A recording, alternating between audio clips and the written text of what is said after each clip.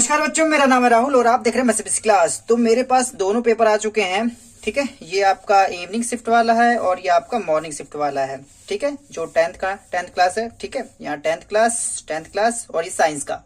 ठीक है, ये रहा नेचुरल साइंस। अब देखते हैं कि किसका पेपर इजी था, किसका हार्ड था। ठीक है, इसका सॉल्यूशन जल्द ही मैं डिटेल्स वाइज अपलोड कर दूंगा ताकि आपका टर्म फर्स्ट के लिए काफी हेल्प मिल सके। ठीक है, क्योंकि जो टर्म फर्स्ट होगा कहीं ना कहीं इससे ही रिलेटेड होगा वो भी आपका।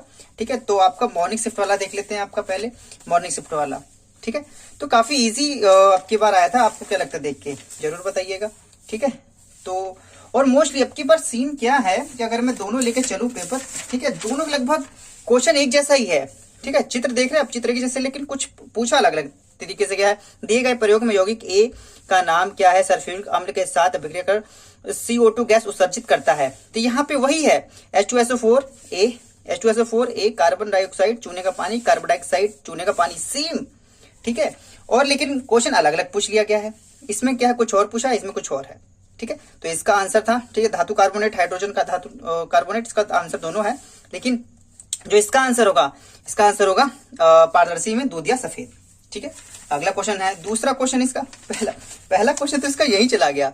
ठीक है, यहाँ पे था पहला क्वेश्चन क्या था, निम्नलिखित ए क्या है, इसमें से ए बताना है। और इनके वाला देखो सेम बहुत हद तक है, इनमें भी सेम वैसी करके दी गई रासायनिक अभिक्रिया में ए निम्नलिखित में से क्या है, ए क्या है।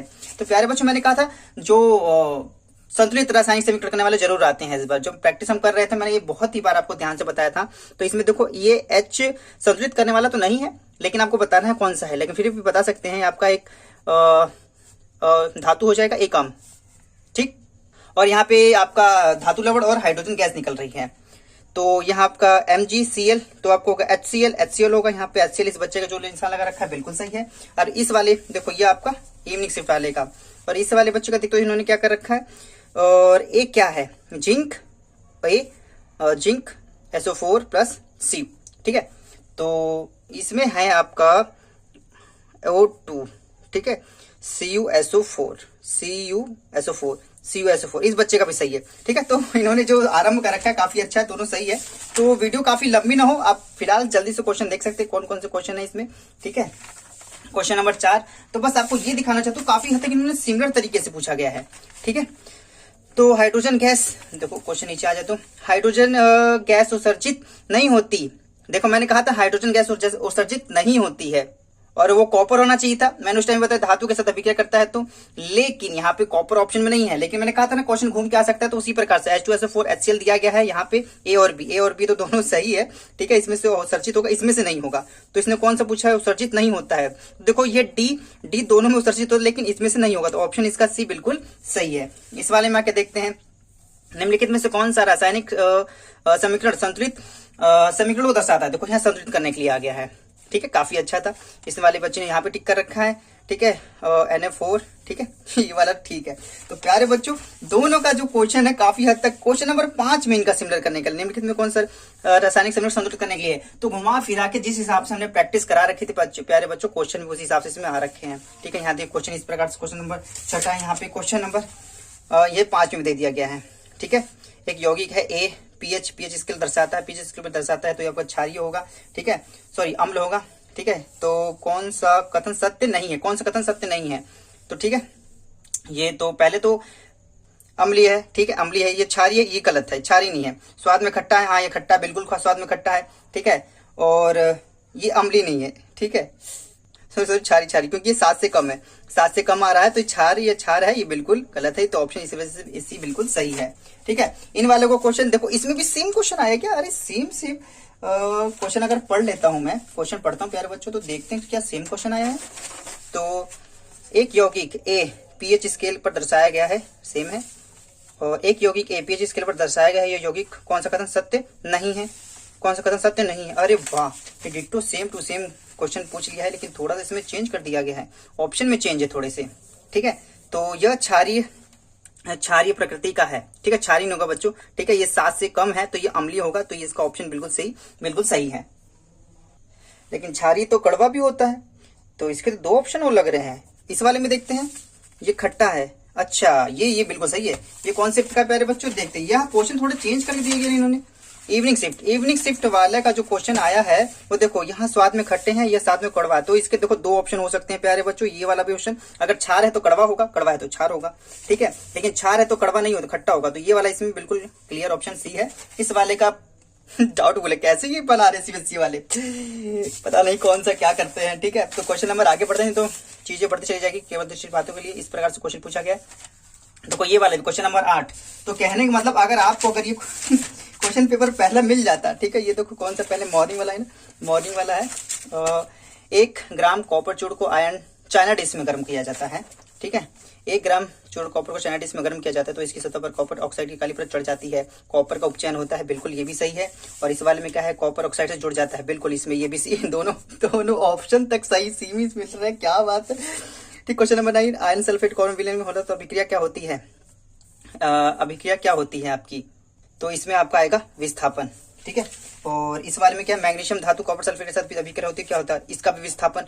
अरे यार ऑप्शन तक सेम आ रहे हैं तो ऐसा मत करना, पढ़ के जाना प्यारे बच्चों, ठीक है।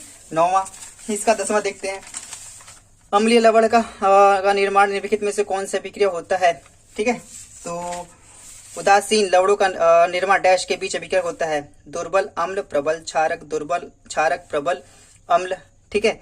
और प्रबल अम्ल प्रबल क्षारक, अरे या भैया दुर्बल अम्ल प्रबल, ठीक है। ये उदासीन लवण, तो ये है ऑप्शन सी इसका बिल्कुल सही है। और इस वाले में कैसे अम्लीय लवण का निर्माण निम्नलिखित में से किसके बीच होता है, अम्लीय होना चाहिए, तो दुर्बल अम्ल प्रबल क्षारक, इसका ऑप्शन बी बिल्कुल सही है।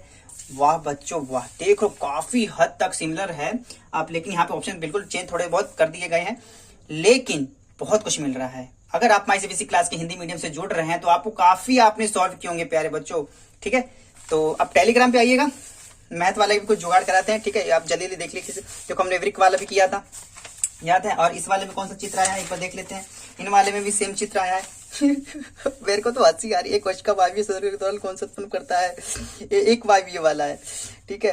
उत्सर्जन तंत्र के चित्र में विक्राणु कहाँ उपस्थित है, विक्राणु ये उपस्थित है, ठीक है। ऑप्शन 30 में कहाँ उपस्थित होंगे, तो यही दोनों किडनियां होती हैं, और कौन सी है, ठीक है, ऑर्गन, ठीक है।